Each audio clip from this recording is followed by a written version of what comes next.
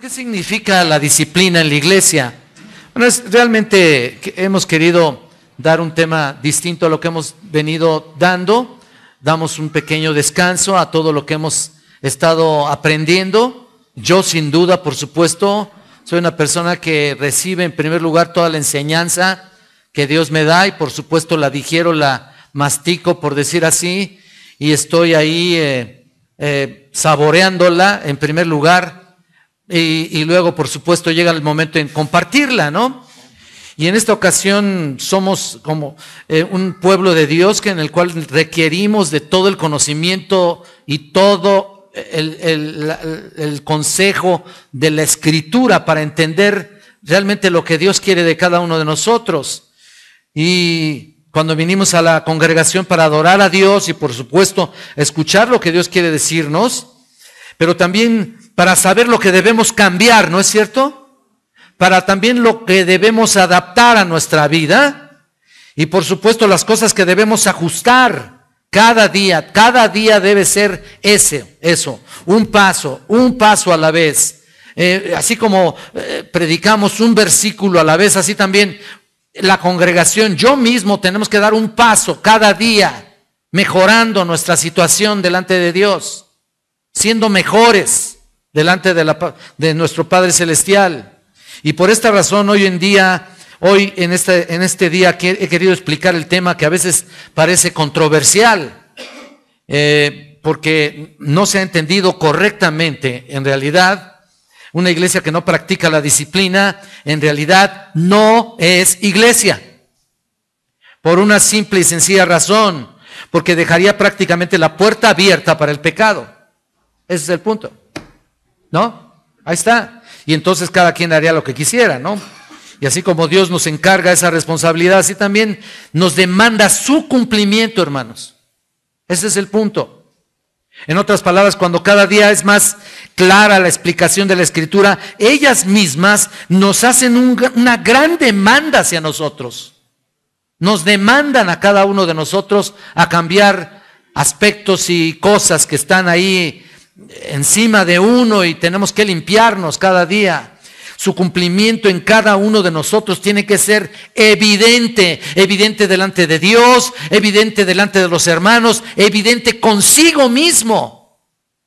Porque entonces, ¿de qué sirve ser creyente, no? Si vamos a seguir así, estáticos, ahí sin avanzar, sin conocer absolutamente nada de la palabra, y bueno, pues que cada quien haga lo que quiere. No es así. Por eso es que la disciplina tiene que llevarse a cabo dentro de la iglesia. En Mateo 18, nuestro Señor explica a los discípulos cómo responder cuando un hermano en la fe peca contra ellos. Los principios que estableció son aplicables al buscar cómo implementar la disciplina cristiana en la iglesia el día de hoy. Ahí está. Son directrices para lidiar con el pecado y sus efectos en los creyentes. Ese es el punto. El tema de la disciplina es de vital importancia en la vida y en la salud de la iglesia. Por supuesto. Y debe ser aplicada para aquellos hermanos que están en pecado sin arrepentimiento. Bueno, un pecado visible, ¿no es cierto? Un pecado conocido. Ahí está. No estamos hablando de cualquier falta o error que creamos que es motivo de disciplina, no. Pero el tema prominente, este es un tema prominente en las Escrituras. Y algo que Dios considera de suprema importancia. Debemos tener ese celo de la santidad de Dios cada día que Él tiene acerca de sí mismo en primer lugar, acerca de sí mismo, Él. Y por supuesto ustedes saben que la santidad en cada uno de nosotros debe ser evidente, como lo estoy diciendo. ¿Por qué? Porque Él es santo. Así como Él es santo, nosotros también tenemos. El estándar es Él. Y por supuesto seguimos paso a paso lo que Él nos ha mandado y nos ha ordenado, ¿no es cierto? Dios es santo, porque el Señor al que ama disciplina, mira, y azota a todo aquel que recibe por hijo. Lo que estaba leyendo nuestro hermano Mario en Hebreos 12:6.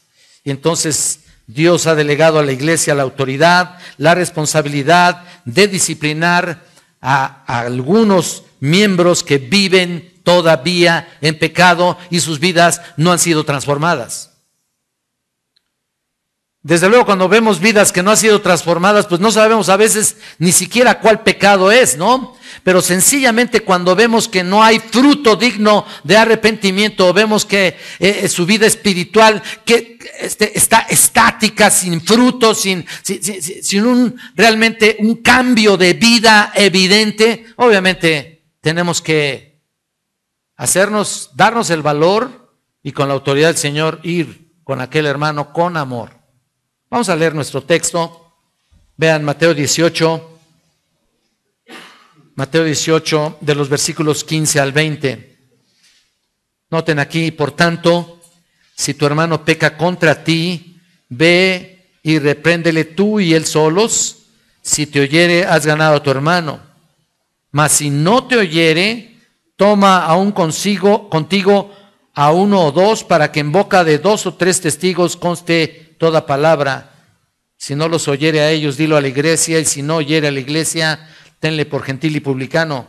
De cierto os digo que todo lo que atéis en la tierra será atado en el cielo, y todo lo que desatéis en la tierra será desatado en el cielo.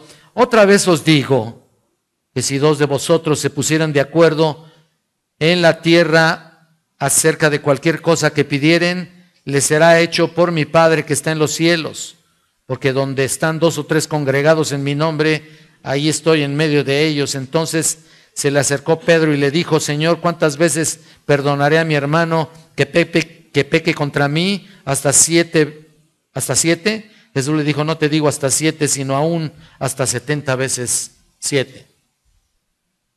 Tremendo, ¿no? Claro que no vamos a ver todo el pasaje de una manera expositiva, no vamos a ver todo el pasaje de una manera exegética, digamos, pero vamos a ver algunos puntos aquí muy importantes, porque como es la primera parte, vamos a estar analizándolo todo paso a paso. Este es un pasaje clave que nos ayuda a entender el tema de la disciplina el día de hoy. Hoy vamos a considerar prácticamente algunos principios introductorios para realmente darnos cuenta y más que nada explicarlo. Miren, de vez en vez uno tiene que estar otra vez removiendo este tipo de pasajes para volver a reconsiderarlo nuevamente y a volver a trabajar en ellos, y por supuesto a que la iglesia permanezca latente en este tipo de temas. ¿Me explico? Tal vez alguna vez ya lo estuvimos explicando, pero en una sola exposición, pero vamos a ampliarlo realmente. Entonces, por supuesto nos iremos desarrollando en 1 o 2 semanas más. Mateo 18 del 15 al 20 nos habla de la disciplina de un hermano o hermana que son creyentes pero que han pecado. Y tú dices, bueno, pues todos pecamos, ¿no? ¿No es cierto? Sobre todo cuando estamos analizando lo que en realidad somos. Bueno, caray, pues todos somos pecadores. Todavía estamos en un cuerpo de pecado y por supuesto tenemos la tendencia de seguir considerando, o mejor dicho, pecando. Obviamente no queremos hacerlo, pero lo hacemos, como dice Pablo en Romanos 7. Y estoy seguro que nuestra iglesia ha aplicado la disciplina desde el principio a miembros desobedientes. Y aunque creemos firmemente que Dios nos enseña en su palabra que Él ha redimido un pueblo celoso de buenas obras, Pedro nos dice claramente, como les decía yo al principio, que somos parte de nuestro gran Dios y Salvador Jesucristo, por supuesto, de su pueblo, y el estándar principal es Dios: sed santos porque yo soy santo. Este es el deseo y el mandato de Dios día con día hacia su pueblo. No podemos de ninguna manera separar ni divorciar lo que Dios dice en su palabra y por supuesto en la vida práctica nuestra. No podemos separarlo. No hay oportunidad. Hacer esto sería una hipocresía. Crees una cosa y haces otra, ¿no? Dices amén a una cosa y haces otra cosa. No es posible. Y como hemos visto, así hay muchas iglesias que nunca confrontan, y esto estaba hablando por supuesto en nuestro estudio de la apostasía, que nunca confrontan a sus líderes en pecado.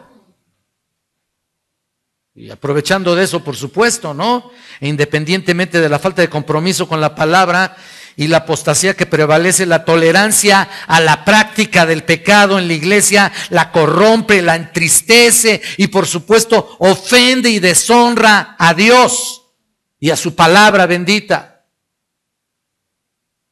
Tenemos que comprenderlo bien. Entonces es obvio que si el santo Dios, nosotros debemos estar siendo parte de lo que Él es en realidad. Por eso dice, sed santos porque yo soy santo. Somos parte de Él y entonces esa es nuestra demanda hacia cada uno de nosotros. Ninguna iglesia puede predicar un evangelio si no lo vive. Ese es el punto. Ya, estamos conscientes y conocemos a iglesias que predican contra el pecado, denuncian públicamente todo tipo de transgresión, pero nunca hacen absolutamente nada para quitarlo. Entiendo que ahí está, pero el pecado aquel que está, que se ve, que es evidente, ¿no es cierto? Nunca hacen nada para quitarlo de en medio, y me refiero al pecado visible, pecados que son conocidos en el líder, por ejemplo, ¿no? Comenzando de los líderes, porque todo se empieza por ahí, esa es la verdad, todo comienza conmigo, por supuesto con todo el equipo pastoral, y por supuesto después con todos los demás servidores, y así sucesivamente hasta toda la iglesia, no porque seamos en orden de importancia, no, sino en orden de responsabilidad. Y ahí está el punto, ¿no? Estamos viviendo a cada momento con este peligro. Nos enfrentamos a nuestra carne todos los días. Y todos los días batallamos con eso. Todos los días estamos lidiando con nuestra propia voluntad y no con la voluntad de la palabra de Dios. Entonces, no podemos llamar a la gente a un estándar alto de conducta y no implementarlo en forma práctica, ¿no? Si hacemos esto, fomentamos un estilo de vida en la congregación donde intelectualmente muchos afirman lo que se predica y hasta dicen amén, como dije, y a veces se sienten remordidos y sacudidos por el mensaje, pero el problema es que no lo digieren, no lo traducen a conducta coherente. ¿Me explico? Conducta coherente ¿con qué? Con el mensaje de la palabra de Dios. Salen de la iglesia y, como dice Santiago, se olvidan lo que escucharon. No puedes hacer nada. No haces nada. Se vuelven hipócritas, ¿no? En su profesión, porque escucha esto. Uno, no relaciona la verdad de Dios con la vida diaria de conducta. Esta era la trágica condición de los líderes de Israel, precisamente en el contexto de este pasaje. Estos líderes de Israel en la época de Jesús, y leemos de ellos acerca de los fariseos y los saduceos, ellos conocían bien la palabra de Dios. Pero mira lo que dice, vete un poquito más adelante en Mateo 23, por favor. Mateo 23, del 1 al 3. Conocían mucho, tenían un gran conocimiento, eran graduados del seminario. ¿Y qué seminario, En serio, ¿qué seminario? Mira, 23 del 1 al 3, entonces habló Jesús a la gente y a sus discípulos diciendo, en la cátedra de Moisés se sientan los escribas y fariseos, así que todo lo que os digan que guardéis, guardadlo y hacedlo, mas no hagáis conforme a sus obras, porque dicen y no hacen. Ese es el problema de esa gente. Eran profesantes. Yo no, con todo respeto y con amor se los digo, yo no quiero en esta iglesia profesantes. Quiero realmente personas que tengan el conocimiento bíblico, pero que lo apliquen a su palabra, a su vida, y vivan una vida transformada día día a día. Eso es el punto. Día a día. Mira, un día puedo decir que Dios me ha cambiado y al día siguiente a lo mejor hago lo mismo. Entiendo que la lucha, pero cuando menos está en tu mente, no lo quiero hacer y punto. Estos eran profesantes, conocían la Biblia, se creían piadosos, pero en la forma práctica no eran coherentes con lo que conocían. Por eso se acentúa tan fuerte aquí en el versículo 13, mira lo que dice, ahí mismo en el capítulo 23 de Mateo.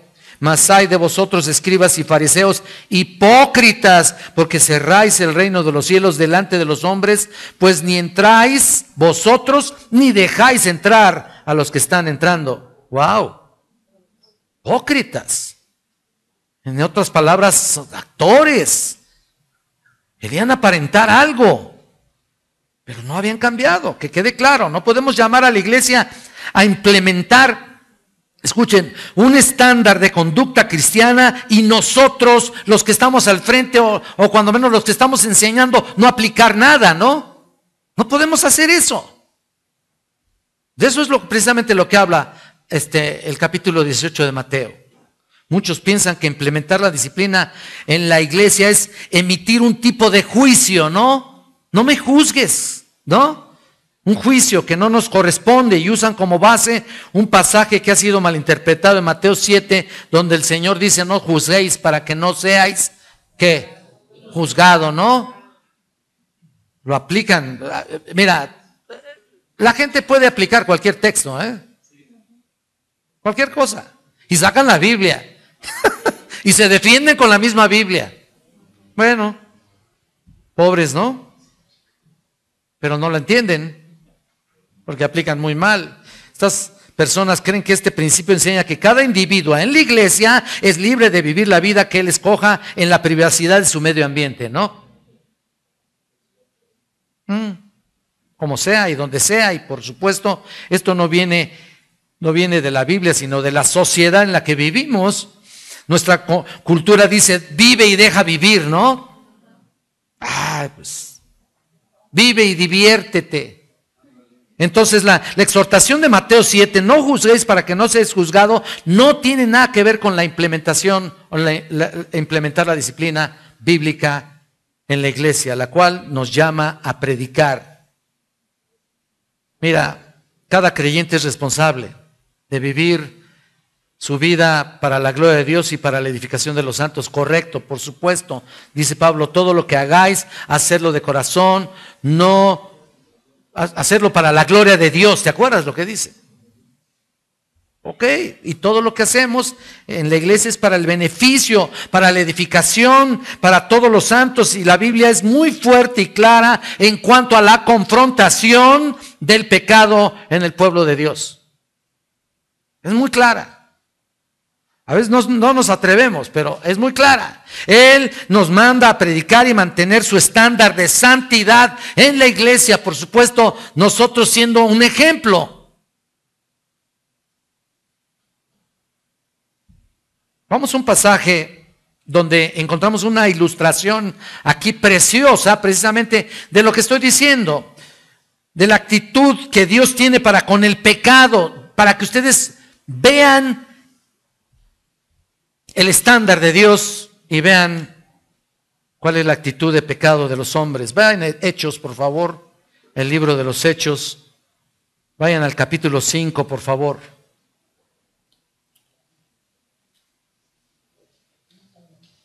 El capítulo 5, del versículo 1. Mira, esta es una historia impactante, muy triste. Dice, pero cierto hombre llamado Ananías con Zafira su mujer vendió una heredad y sustrajo el precio. Sabiéndolo también su mujer y trayendo solo una parte, la puso a los pies de los apóstoles y dijo Pedro, Ananías, ¿por qué llenó Satanás tu corazón para que mintieses al Espíritu Santo y sustrajeses del precio de la heredad, reteniéndola? ¿No se te quedaba a ti y vendida no estaba en tu poder? ¿Por qué pusiste esto en tu corazón? No has mentido a los hombres, sino a Dios. Al oír Ananías estas palabras, cayó y expiró, y vino un gran temor sobre todos los que lo oyeron, y levantándose los jóvenes, lo envolvieron y sacándolo lo sepultaron. Pasando un lapso como de 3 horas, sucedió que entró su mujer, no sabiendo lo que había acontecido. Entonces Pedro le dijo: dime, ¿vendiste en tanto la heredad? Y ella dijo: sí, en tanto. Y Pedro le dijo: ¿por qué convinisteis en tentar al Espíritu del Señor?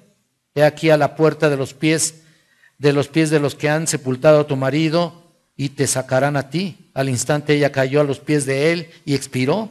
Y cuando entraron los jóvenes la hallaron muerta, y la sacaron y la sepultaron junto a su marido. Y vino gran temor sobre toda la iglesia y sobre todos los que oyeron estas cosas. Wow, es un cuadro tremendo, triste. Por supuesto, Dios quiso enseñar a través de esto la importancia de mantener la santidad en la iglesia. Y por supuesto el temor, ¿no? Y esto está claro aquí también, por supuesto, y jamás va a tolerar el pecado. Y lo hizo en forma severa, en forma drástica. A nadie se le olvidó la lección. Les puedo asegurar que a nadie se le olvidó esto. Dios quería demostrar cómo debe tratarse el pecado, y en la iglesia, quitando en medio a los ofensores, sucedió lo que sucedió. No es cuestión de tolerarlo, es cuestión de lidiar con él, es cuestión de confrontarlo y quitarlo de medio. El pecado de Ananías y Zafira, ¿sabes qué? No tuvo nada que ver con ser codiciosos y generosos. Bueno, porque ellos habían ofrecido esa heredad, ¿no? No tuvo nada que ver con eso, con el dinero, sino fue cuestión de mentirle al Espíritu Santo. ¿Te das cuenta? Prometieron algo, pero luego cambiaron sus planes. Posiblemente decidieron vender su propiedad y dar todo la ganancia a los apóstoles. Lo prometieron, por supuesto, pero cuando vieron la ganancia que era abundante, dijeron: pues oye, pues, ¿quién pudiera darse cuenta? ¿Quién va a saberlo? Mira, nos quedamos con una parte, la guardamos y damos el resto a los apóstoles, ¿no?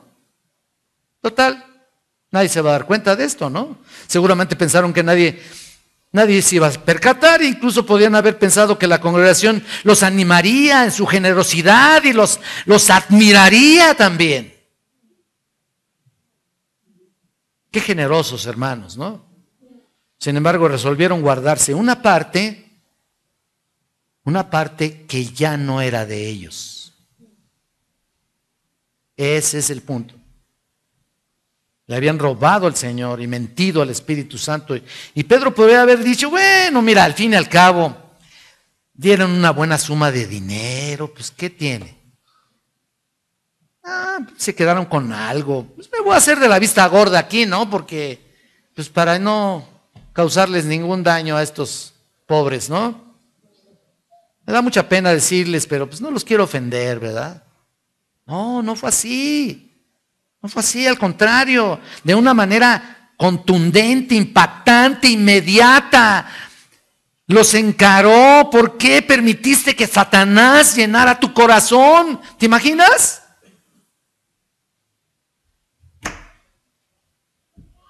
Y el resultado de esa confrontación, ya saben ustedes, la muerte instantánea de ambos. Y noten que hubo un gran temor en la iglesia. Y ese es el punto. Ahora, ¿qué es lo que podemos aprender de esta situación? Bueno, la respuesta es que Dios es serio en cuanto a la disciplina. Dios es serio en cuanto al pecado. Dios es serio en cuanto a su santidad, a su estándar de santidad. Eso es lo que podemos aprender. Esa es la verdad. Ahí está el punto. Muchos pastores piensan que si se comienza a confrontar el pecado, implementar la disciplina, pues se va a vaciar la iglesia, ¿no? Muchos han de pensar eso. De hecho, Rick Warren es uno de los propagadores de todo esto, ¿no? En una iglesia con propósito, vino a enseñar a la iglesia: pues no le puedes hablar de la disciplina, ni del pecado, ni del infierno, de ninguna cosa que los incomode. No les hables así. Tienes que hablarles positivamente, lo que estaba hablando precisamente ayer Carlos, ¿no? Al gusto del consumidor. Qué bien, qué bonito, ¿no? A darles por su lado. Muchos falsos maestros, hermanos, incluso gente que no desea cambiar, gente periférica de la congregación. Y esto lo digo también por remanente, ¿no? Desgraciadamente viene mucha gente periférica. Y a veces les digo a los hermanos, mira, la iglesia remanente es como media turística. Sí, pues vienen y analizan, ven, checan, ven, no, pues, oye, espérate, estos ya están implementando la disciplina. No, espérate, no, ¿qué va? Estos se toman demasiado en serio eso. No, estos viven anticuadamente, vivimos en un mundo moderno, hay que ser tolerantes, por favor, ¿qué les pasa? ¿No es cierto? Y eso es básicamente la influencia de los valores sociales y culturales contemporáneos. Toleramos todo, hay que tolerarlo todo. Si tienes algún pecado, bueno, ¿quién no los tiene? Por favor, pues tú lo tienes, yo, todos. No somos perfectos, algún defecto teníamos que tener, ¿no? Así descubrí hace años a un tipo que íbamos todos los domingos a dar un mensaje por allá. No, sábados daba su servicio. Dábamos un mensaje, etcétera, etcétera. Y después supimos que andaba en adulterio, mano. Y el día que lo confrontaron dijeron, bueno, pues algún defecto tenía que tener, ¿no? Bueno, pues entonces hay que seguirle, ¿no? No puede ser indulgente con el pecado, la iglesia debe ser santa, no puede ser indulgente con eso, sin mancha. Somos un pueblo redimido y debemos tomar en cuenta el estándar de santidad de Dios. Algunos todavía se preguntan si la ley del Antiguo Testamento tiene aplicación para la iglesia el día de hoy. Y la respuesta en cuanto a ese aspecto, en cuanto al aspecto de la ley moral de Dios, es la misma. Y no me refiero a ritos, ceremonias, etcétera, ni a diezmos, no me refiero a eso. Me refiero específicamente hoy, ayer y antier y en el futuro y para siempre. Dios es santo por encima de todo. Y ese es su mensaje en el Antiguo Testamento también. Y sigue siendo el mensaje el día de hoy en el Nuevo Testamento y seguirá siendo. Hoy, ayer, hoy, mañana y siempre. A través de la eternidad. Dios no cambia en ese sentido. Su estándar de santidad es lo máximo. La iglesia de Jerusalén entonces comprobó que esta verdad cuando vieron lo que sucedió con Ananías y Zafira. Lo vieron. Bueno, ahora bien, no todo cristiano que miente va a sufrir la muerte, no, ese no es el punto. El punto es que Dios es santo y no tolera el pecado y siempre va a disciplinar a sus hijos que están en pecado y que no se han arrepentido. Hijos, escuchen esto, hijos, no se refiere a inconversos, personas que aún no entregan su vida a Jesucristo y están en pecado. Bueno, pues, mientras no entregues tu vida a Cristo, pues, ¿sabes qué? Señor no te ha redimido, pues hombre, estás en pecado. Tu vida es así se identifica. Pero cuando eres un hijo de Dios, definitivamente que tu estándar es muy alto. Y desde ahorita que lo sepas, para que si quieres quedarte, qué bueno. Si te quieres ir, pues vete. Este es el estándar de esta iglesia. Porque si le vas a hacer al turista y a checar a ver cómo están las cosas y ves que el estándar es muy alto y te decides irte, Shalom, bye bye, sayonara. No sé en qué lengua quieren que les diga, ¿no? Entonces ese es el punto. La pureza en la iglesia debe ser preservada. Los creyentes deben tener temor santo de Dios en la congregación y no tolerar la indignidad que como levadura, nos dice la Biblia, se derrama en toda la masa, ¿no? Y sobre todo ahorita, ¿no? Sobre todo hoy que tenemos la cena del Señor, ¿no es cierto? Qué importante es que te arrepientas de tus pecados y qué importante es que le pidas perdón por aquellos hijos de Dios que tienen algún pecado que no se han arrepentido, ya de una vez cambien, ¿no? Yo he visto incluso gente que toma la cena del Señor indignamente y no ha caído muerta por ahí, ¿no? O sea, a lo mejor ni se han arrepentido realmente, ¿no? Qué importante es. Mira, cuando toleramos el pecado tiene repercusión en toda la congregación, repercusión negativa. Ahora mira el contexto de Mateo 18. Quiero que veas el contexto. Si te das cuenta desde el principio, el capítulo aquí enseña la semejanza de un creyente, desde el versículo 3 al 4, la semejanza, la enseñanza, perdón, de la semejanza de un creyente con un niño, o sea, la comparación. Y es interesante porque el Señor Jesús nos dice que para entrar al reino de Dios, escucha esto, para entrar al reino de los cielos, tenemos que ser como ¿qué? Como niños. Ahí está. En los versículos 5 al 19 nos habla el Señor de ser protegidos como niños también. ¿Lo ven? Y en los versículos 10 al 14, el Señor nos habla de ser cuidados como niños pequeños también. Mirad que no menosprecéis a uno de estos mis pequeñitos. Y luego en el versículo 15 al 20, el Señor nos enseña que debemos ser disciplinados incluso como niños. De veras, es muy interesante cuando aplicas la disciplina tú como padre a uno de tus hijos, ¿no? Supongo que lo haces. Si eres creyente, lo estás haciendo. Los niños necesitan disciplina, aprender a vivir de acuerdo a las reglas del hogar. ¿Sí o no? Sí les das, ¿no? Y si no lo haces, pues te va a dar el Señor a ti, porque, ¿sabes qué? Pues no has entendido, entonces. Pero hay quienes ven a sus niños así, ay, no lo toques, ¿no? Así con pincitas al niño. ¿Qué le pasa? No le pasa nada. Nada de que se va a traumar. No le hagas caso a lo que dice la sociedad ni la psicología de lo que dice precisamente en contra de los niños. Va a quedar así traumático. De todos modos están traumados mientras no se arrepientan.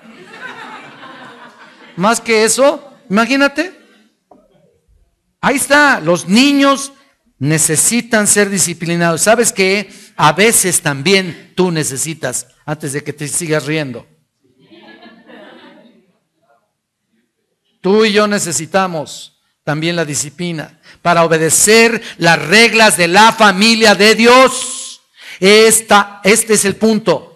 A veces es necesario la implementación dolorosa de la disciplina para que aprendamos a comportarnos de acuerdo al plan de Dios. Eso sucede en la familia humana, pues cuanto más en la familia cristiana, ¿no? Nuestros hijos aprendieron a comportarse como debían porque aplicamos la varita ahí en la parte de la espalda que cambia su nombre. En esa parte hay que darles ahí. Casi estoy seguro que Dios lo puso ahí para eso. Para eso exclusivamente. En serio.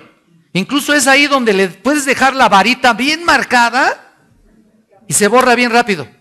En serio. Pruébalo. Sí, ya pruébenlo. Ahorita váyanse al baño y pónganse. No. De verdad. Es ahí donde rápidamente, o sea, ni siquiera queda huella. ¿Quién sabe por qué? Por algo será. Dios es muy sabio. Entonces, hay que aprender a disciplinar a tus hijos. Vayamos a Proverbios, por favor.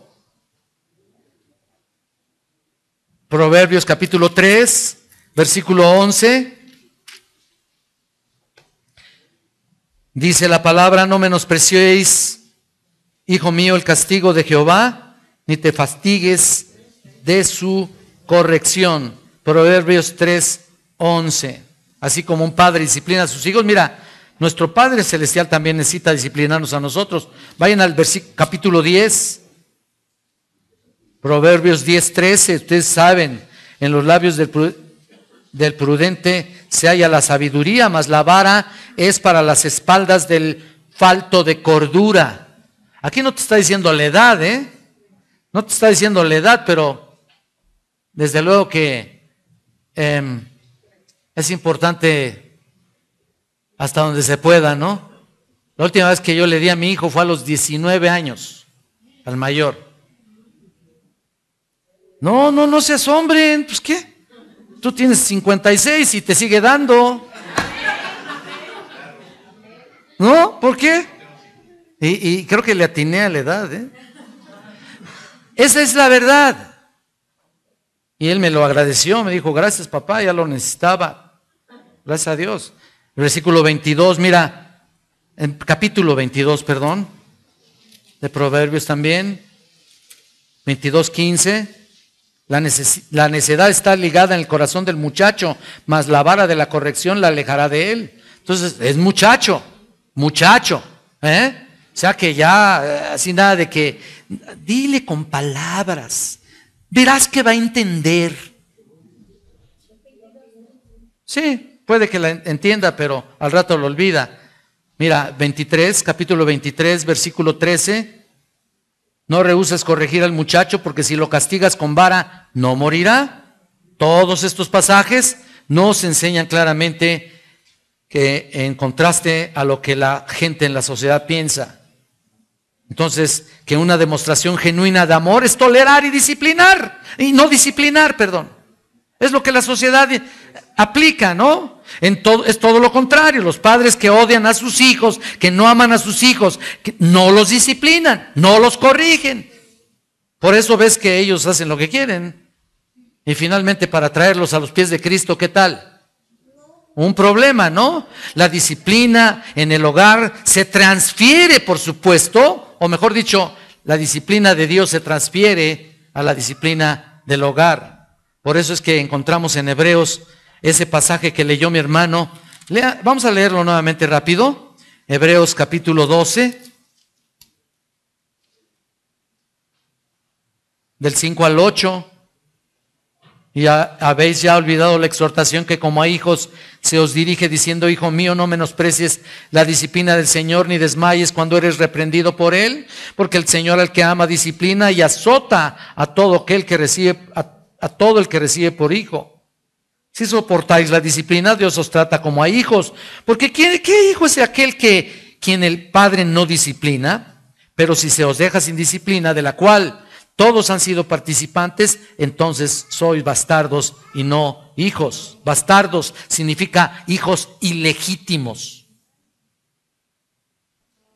No querrá ser hijo ilegítimo, ¿no? De Dios. Y dice el 9, por otra parte tuvimos a nuestros padres terrenales que nos disciplinaban y los venerábamos. Así que nada de que los vas a aborrecer. Aquellos hijos que recibieron toda clase de disciplina y aborrecen a sus padres, híjole, quién sabe cómo está su corazón. Pero aquí dice que los venerábamos. ¿Por qué no obedeceremos mucho mejor al Padre de los Espíritus y viviremos? Y aquellos ciertamente por pocos días nos disciplinaban como a ellos les parecía, pero o sea, hablando del Señor, por lo cual nos es provechoso para que participemos de su santidad. Hablando del Señor, por supuesto, ¿ven la razón por la cual somos disciplinados? Participar de su santidad. Ahí está el punto. Dios desea hijos santos, y la disciplina es saber y aprender a vivir con santidad. Nos capacita para ser conformes a la imagen de su Hijo. No te tome en sorpresa la disciplina que Dios te quiere dar. No digas, ay, ¿por qué? ¿Por qué a mí, Señor? ¿Por qué a mí? Te la está dando y punto. Y hay que aprender y agachar la cabeza y decir, gracias, Señor, porque soy tu hijo. Con esto compruebo que soy tu hijo, Señor. En su gracia maravillosa, en su fidelidad, nos disciplina. ¿Por qué? Que nos ama. ¿Qué otra señal podemos tener de esto? Si alguno de los presentes vive una vida pecaminosa y no ha recibido ningún tipo de disciplina, mira, mucho me temo decirte que que posiblemente ni siquiera eres creyente. Mucho me temo que ni siquiera eres creyente, ni siquiera cristiano. Así que, si vives una vida de pecado y no eres disciplinado por parte del Señor, ni te ha azotado, mejor ten miedo a eso. De veras. Bueno, vamos a estar hablando de eso después. Pero vamos a ver cuál es el lugar de la disciplina. Regresemos a nuestro pasaje, versículo 17, capítulo 18, versículo 17. ¿Dónde se debe hacer? ¿Dónde se debe practicar? ¿Dónde se debe desarrollar? Versículo 17, dice ahí: si no los oyere ellos, dilo a la iglesia, y si no oyere a la iglesia, tenle por gentil y publicano. Estoy dando una pequeña resumen general, luego vamos a ver en detalle, ¿de acuerdo?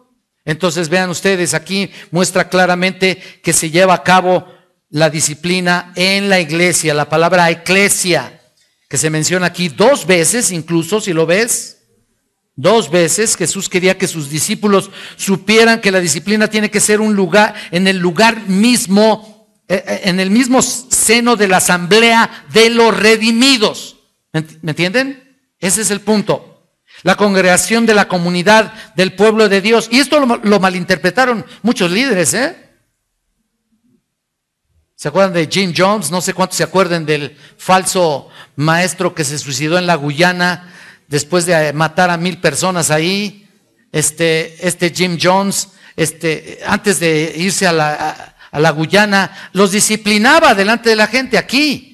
Hagan de cuenta que si yo subo aquí a alguien y le doy de varazos, aquí delante de todos, y ahí, así lo hacía. Y conozco a quien hace lo mismo actualmente.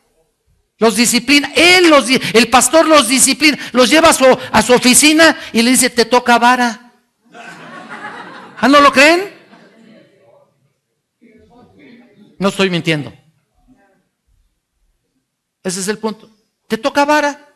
Y ahí les da. Está loco este cuate. Demoniado. ¿Qué le pasa? Dios es el que lo hace, y lo va a hacer de múltiples formas y maneras. Y tú tienes que aprender a detectar en un momento específico. ¿Se acuerdan que yo les dije que entre la prueba y la disciplina hay un hilito ahí de diferencia? Y en muchas ocasiones debes aprender a entender que es una disciplina la que Dios te está mandando. Pero en este caso, hablando de la disciplina dentro de la iglesia, es importante también la asamblea de los redimidos en el contexto donde se juega cualquier caso de disciplina de un hijo de Dios. Es aquí, en la iglesia, en el seno de los redimidos. Así que no podía ser en un tribunal de autoridad superior para esa clase de asuntos. Para esa clase de asuntos. Ni siquiera se necesita una especie de tribunal eclesiástico, nada de eso. De hecho, Pablo deja bien establecido en 1 Corintios, deja bien establecido y deja de ver muy claras cosas que no debían demandarse unos con otros. No hay demanda. Tú no puedes demandar a un hermano, verdaderamente un hermano. Mira, vamos a 1 Corintios. Capítulo 6, versículo 1.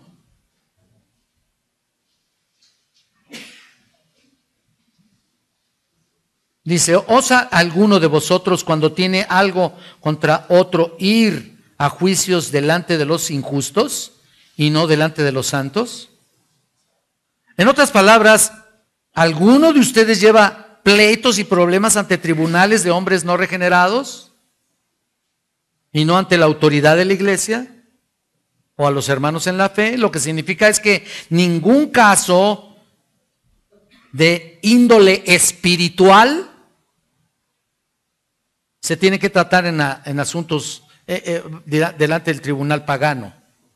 Por supuesto, porque el contexto de los cristianos y la familia es mucho más alto, el contexto entre la autoridad de la iglesia que el tribunal pagano. Mira, en el 6:2 aquí. ¿O no sabéis que los santos han de juzgar al mundo? Y si el mundo ha de ser juzgado por vosotros, ¿sois indignos de juzgar cosas pequeñas? ¿O no sabéis que hemos de juzgar a los ángeles? ¿Cuánto más las cosas de esta vida? Ahí está. Así que ya tendremos la labor de juzgar de esa manera. No necesitamos un tribunal impío, sino que cada iglesia local es responsable de la pureza de la iglesia. A cualquier asunto de pecado se trae delante de la iglesia y delante de los líderes y pastores de las iglesias locales. Ahí está.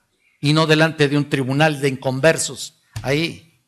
Entonces ahí está. ¿Hasta dónde llegaría una situación en que tenemos que depender de asuntos de índole, o sea, legales entre creyentes? Bueno, toda la disciplina tiene que ocurrir dentro de la comunidad. Ya un asunto legal con otra persona que no sea creyente, bueno, pues ya lo haces, y para eso están también algunos que trabajan en eso. Número 2, el propósito de la disciplina. Ya vimos el lugar, es la iglesia. Número 2, el propósito. Vean el versículo 15, por favor. No estamos yéndonos versículo a versículo. Aquí nos atrasamos un poco. Dice: por lo tanto, si tu hermano peca contra ti, ve y repréndele estando tú y él solos. Si te oyere, has ganado a tu hermano. Pero nada más la frase: si te oyere, has ganado a tu hermano. Esa pura frase. ¿Ok? El propósito de la disciplina es primordialmente la restauración. Lo has ganado, dice ahí. Restaurar a un creyente es lo más importante. No disciplinar por disciplinar. No ponerlos en disciplina porque sí. Es restaurar a un creyente que ha pecado en su vida cristiana. Dios siempre ha estado interesado en la restauración. La meta de la disciplina no es echar fuera a la iglesia. No le voy a juntar todos las cositas que tengo en contra de él y luego se las echo encima y lo saco de la iglesia. No, y mucho menos hablar en el púlpito. Hay quienes lo hacen. Hay pastores que están predicando, líderes que están predicando en el púlpito y están casi señalando a la gente que tienen en contra, que tienen algo en contra. ¿No es cierto? Hasta casi dicen el nombre, ¿no? Yo he sabido de casos así. Entonces la disciplina realmente es para restaurar a la persona. No exigir justicia, porque si empezamos a exigir justicia, pues va a comenzar contigo, ¿no? Yo aprendí eso. Mira, no le pidas al Señor justicia ni paciencia. Ahí es donde va a comenzar. En cada corazoncito que está aquí, que ahorita son como 180, tal vez 200, va a comenzar por tu corazón. No pidas: haz justicia, Señor, que te cae un rayo ahí ahorita en ese ratito. Claro. ¿Por qué? Porque nadie sale ileso de aquí. Es a lo que me refiero. El propósito de la disciplina es restaurar a una persona que cayó en pecado. Noten en Proverbios, otra vez, vamos a Proverbios 11. 11, versículo 30.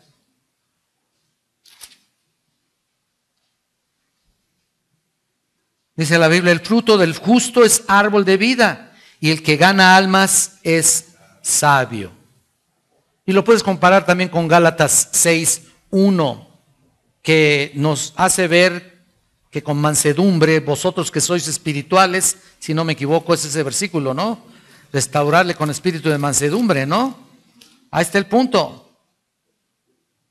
¿Sí? Si alguno fuere sorprendido en alguna falta, vosotros que sois espirituales, restaurarle con espíritu de mansedumbre, considerándote a ti mismo. Ahí está el punto. Considérate a ti mismo.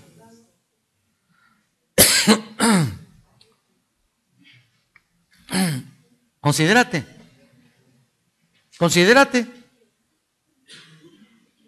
No subestimes tu vida espiritual.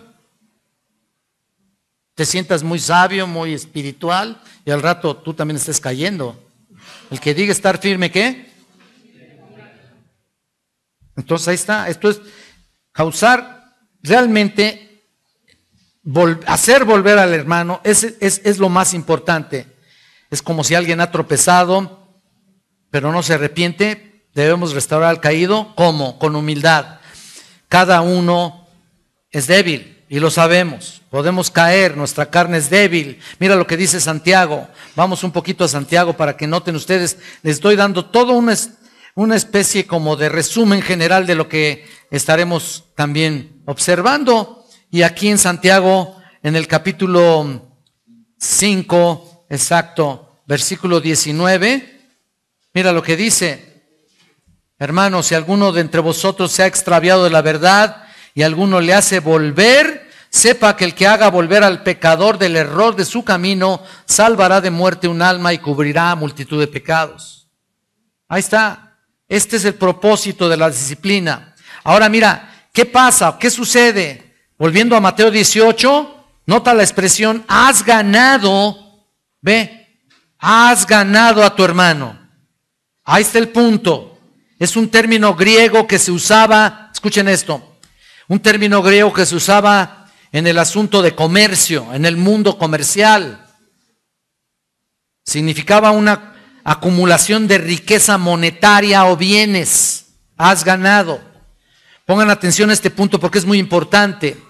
El hermano que ha caído, que se ha extraviado, debe considerarse de tremendo valor siendo hermano.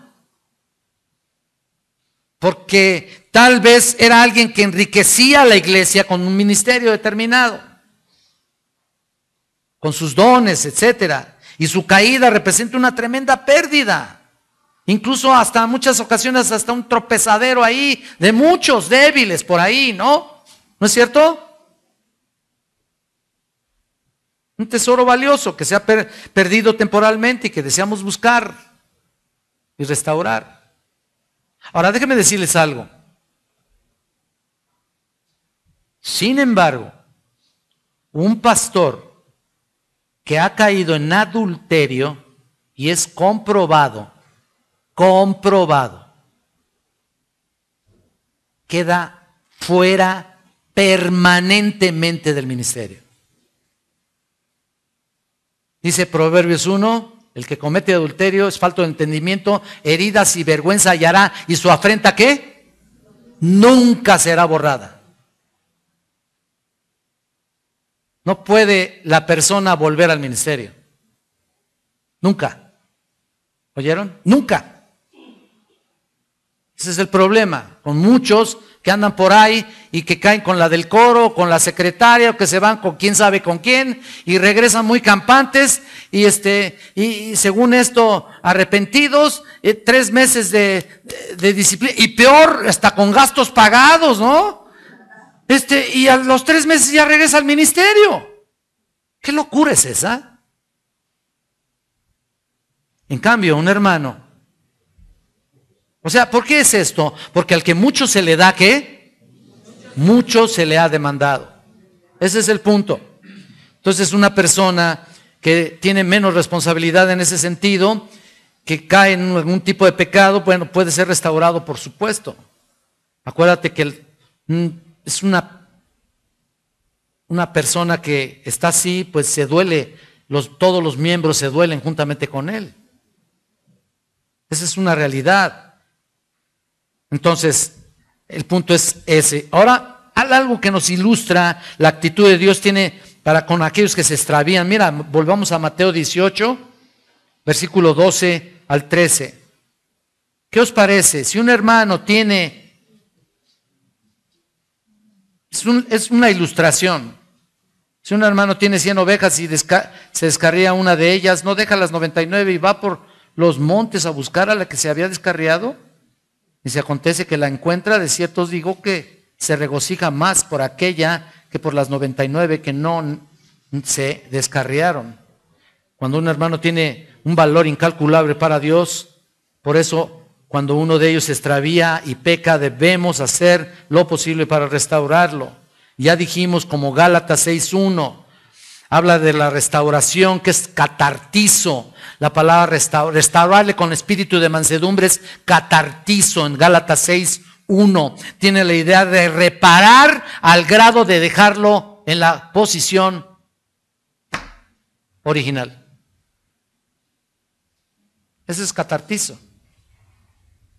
También restaurarle se usaba en una referencia del arreglo de huesos fracturados y colocar en su lugar los dislocados. Incluso se usaba para referirse a remendar redes. Esa es la idea, la confirmación con uno que ha pecado y que tiene que ser recuperado. En otras palabras, tiene que ser remendado al grado de que quede prácticamente nuevo. Esa es la idea. Ahora, siempre y cuando quiera, por supuesto, ¿verdad? Y esté dispuesto a eso. El pecado no es un asunto personal, sino un asunto de la iglesia, porque es miembro del cuerpo. Y los hace, y el que lo hace afecta a todos. Aquí no viene la cosa como le preguntaron a Caín, ¿no? A Caín, ¿dónde está tu hermano, no? ¿Acaso soy guarda de mi hermano? Pues nosotros sí, fíjate. Nosotros sí. ¿Se dan cuenta? Nosotros sí somos guardias de nuestros hermanos. Porque somos parte del cuerpo de Cristo. Último lugar, la persona de la disciplina. ¿Quién es? ¿Quién es el individuo que debe estar involucrado en confrontar a estos hermanos que pecan? ¿Es el pastor de la iglesia? ¿O es el comité especial inquisitivo dentro de la iglesia? ¿O es un grupo especial espiritual, así que rebosa de espiritualidad? ¿O es un grupo como la FBI que nomás anda cachando a ver a quién ya te agarré, ¿no? ¿Es uno de esos? Pues entonces hay que cuidarnos, hermanos, porque ¿no es cierto? Y nunca faltará alguien, ¿no es cierto? Ay, hermano, pues también usted dijo esto y aquello. Y ya casi nos andan ahí disciplinando. Bueno, pues adelante, ¿no? Vamos a ver el versículo 15. Dice ahí, si tu hermano peca. Aquí hay una condición ahí, contra ti. O sea, no se encuentra en los manuscritos más antiguos, contra ti. Se agregó en los más modernos. Entonces leería, si tu hermano peca, ve y repréndele estando tú y él solos. Si te oyere, has ganado a tu hermano. El contra ti no aparece. Pero no está completamente distinto. Tiene la misma idea, realmente. Ahora, no importa si es contra ti o contra quien sea, ¿no? En un momento dado. Y ahí está. Ahora, ¿quién es la figura principal de este versículo? ¿Quién? Tú, hermano. Tú. Ahí está. No yo, solamente. Yo también en algunos casos, por supuesto, lo puedo hacer. Pero eres tú. Ahí es lo que dice. En Gálatas, Pablo dice, si tu hermano es sorprendido en alguna falta, ahí está otra vez. Vosotros que sois espirituales, y ya lo leímos. En otras palabras, la responsabilidad recae sobre cada creyente. Cada creyente hemos perdido esa forma de trabajo dentro de la iglesia, a la cual algunos no se quieren atrever. Tú eres responsable. Tú eres la clave. Por supuesto que me incluyo. Entonces, ¿conoces tú a alguien que se ha alejado de la congregación? ¿Conoces tú a alguien que está espiritualmente mal? Seguramente que sí. ¿Sabes dónde está? ¿Le has ido a buscar? ¿No conoces qué es la labor pastoral nada más? Eres tú y yo, todos. Todos estamos aquí involucrados. Había una persona que en algún tiempo me dijo, es que no me has pastoreado correctamente. Le digo, a ver, ¿en qué sentido? ¿Qué? Es que no me has ido a visitar. Dije, mira, espérate, para comenzar, pastor es el que da pastos. Yo me interesa más bien tu alimentación que irte a sobar la mano y a darte el besito de las buenas noches. Me interesa más tu alimentación espiritual que cualquier otra cosa. Desde luego lo puedo hacer. Pero lo más importante es el alimento que yo procuro darles en todos los sentidos, ¿no? Y eso es lo que es, para eso trabajo, ¿no? Como pastor, porque les doy pastos frescos. O bueno, procuro eso, ¿no? Por supuesto. Y estoy orando constantemente por cada uno de ustedes. Y esa es la clave principal. Y entonces ahí está el punto. ¿Tú sabes de alguien? Vaya usted, joven. Usted vaya, señor. Oiga, pero hay que ir a visitar al hermanito.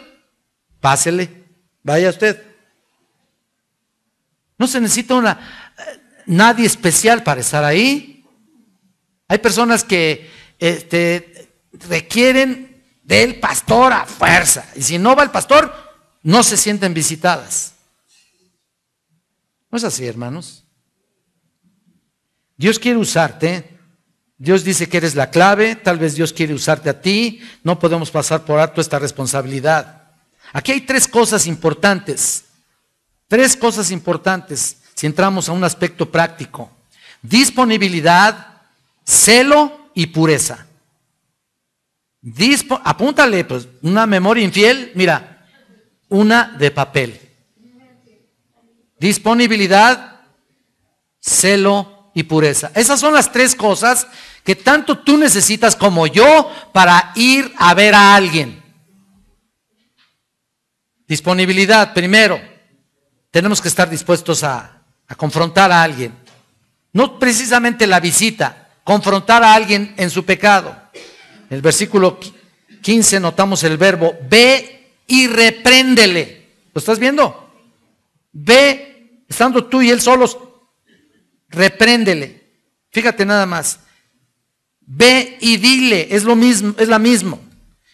Y si no te escucha, ve con otros y dile otra vez. Y aún así, si no te escucha, pues dilo a la iglesia. Cada una de estas exhortaciones son mandamientos que vamos a ver más adelante, por supuesto. Y si Dios nos manda hacer algo, hay que hacerlo. No venimos a estar alimentando nuestro conocimiento, por decir así. Venimos, en primer lugar, a adorar al Señor, a recibir su palabra y su exhortación, e ir a hacer lo que Dios nos ha mandado, ¿o no? Ese es el punto. Entonces el proceso de la disciplina comienza con tu disponibilidad. No nos gusta a veces confrontar a nadie, ¿eh? Realmente queremos otros ministerios, ¿no? A lo mejor este es un ministerio hermoso desde el punto de vista práctico. Mira, un ministerio de ir a confrontar a alguien, pues no cualquiera le gusta. Me voy a echar a medio mundo de enemigo. ¿Y cuál es el problema? Prefieren otra cosa. Otros ministerios fáciles, sencillitos, tranquilos, donde no me moleste. ¿No? No es así. En segundo lugar, también se necesita celo. Celo. Ustedes recuerdan la ilustración de Juan, aquí en Juan 2, en el versículos 13 al 16, que dice aquí: estaba cerca la Pascua de los judíos, y subió Jesús a Jerusalén, y halló en el templo a los que vendían bueyes, ovejas y palomas, y los cambistas ahí sentados, y haciendo un azote de cuerdas, echó fuera del templo a todos, y las ovejas y los bueyes, y esparció las monedas de los cambistas, y volcó las mesas.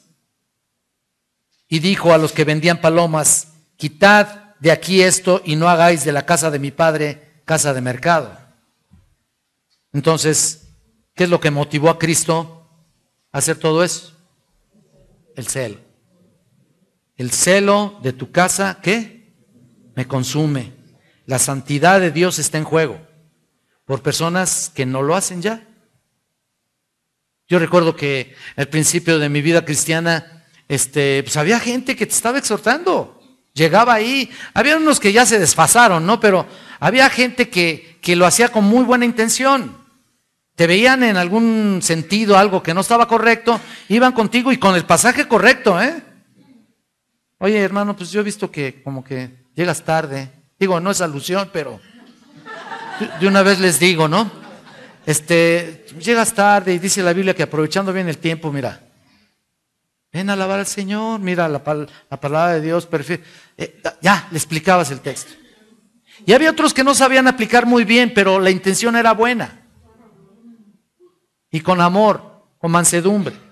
¿Por qué? Porque el celo de su casa los consume.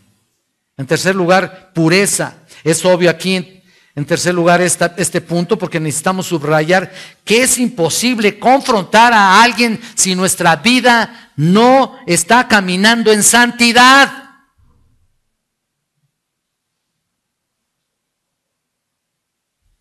Pierde su efecto. Tú quieres reclamarle a alguien y tú también estás ahí con tu pecadote, pues ¿cómo? ¿Qué dice Mateo 7:3? No lo busquen. ¿Y por qué miras la paja del ojo que está en el ojo de tu hermano y no echas de ver la viga que está en tu propio ojo? ¿No es cierto? Entonces, ¿te das cuenta que este hombre traía listo su dedo índice así para apuntar a alguien de su pecado, pero no estaba dándose cuenta que tenía una bigota encima del ojo, ¿no? Algo que tapaba realmente, en otras palabras, estaba cargando peores cosas que las que quería él apuntar en la vida de su hermano. No queremos darnos cuenta a veces de la viga que traemos. ¿Cómo podemos decirle a tu hermano, mira, déjame sacarte la astilla de tu ojo, cuando no quieres darte cuenta de la tuya? Hipócrita, dice ahí el Señor. Hipócrita. Saca primero la viga de tu ojo y después. Y verás, dice con claridad, la paja del ojo de tu hermano. Por eso dice Pablo, vosotros que sois espirituales. Entonces, ahí está el punto. Tiene que ser con pureza, con santidad, con decisión. Entonces, vamos a aprendernos estos 3 puntos. Vamos a exhortar a nuestros hermanos con amor, cuando veamos un pecado en ellos, teniendo disponibilidad, celo, ¿y qué? Otra vez, disponibilidad, todos fuerte, disponibilidad, celo y pureza. Ya está grabado, ¿eh? Entonces, ese es el punto. Una persona que va a confrontar a una persona igual de débil que él mismo, pues tienes que hacerlo con los elementos correctos. Si careces de eso, te vuelves un hipócrita. Ese es el punto. Importante. Así que, cuando vemos que Dios es santo y que lo que demanda a Él es santidad, el Señor te está demandando santidad. Y mira, no solamente para esto, no solamente para que vayas con tu hermano y lo reprendas, porque aquí dice reprenderlo, ¿eh? ¿Sabe qué significa eso? Casi un regaño. Obviamente consideras Gálatas 6:1 con mansedumbre, ¿no? Pero es prácticamente decirle, oye, ya deja tu pecado, mano. Ahora, a lo que quiero llegar es esto. No solamente es para ir con tu hermano y hacerle una exhortación, sino para tu vida personal. No sé cuántos han celebrado la cena del Señor, pero vamos a la cena del Señor y vinimos aquí a llevarla a cabo. Pero si todavía traes conceptos y ahora sí que pecados contra otra persona, contra tus propios familiares, contra tus propios hermanos, contra quien sea, no la tomes, por favor. Tienes que arrepentirte, tienes que pedir perdón, tienes que vivir estos momentos específicos en santidad y pureza para que tomes dignamente los elementos de la mesa del Señor. Así que hay que orar y decirle, perdóname, Señor, soy igual que todos, ten misericordia de mí. Oremos a nuestro Padre Celestial.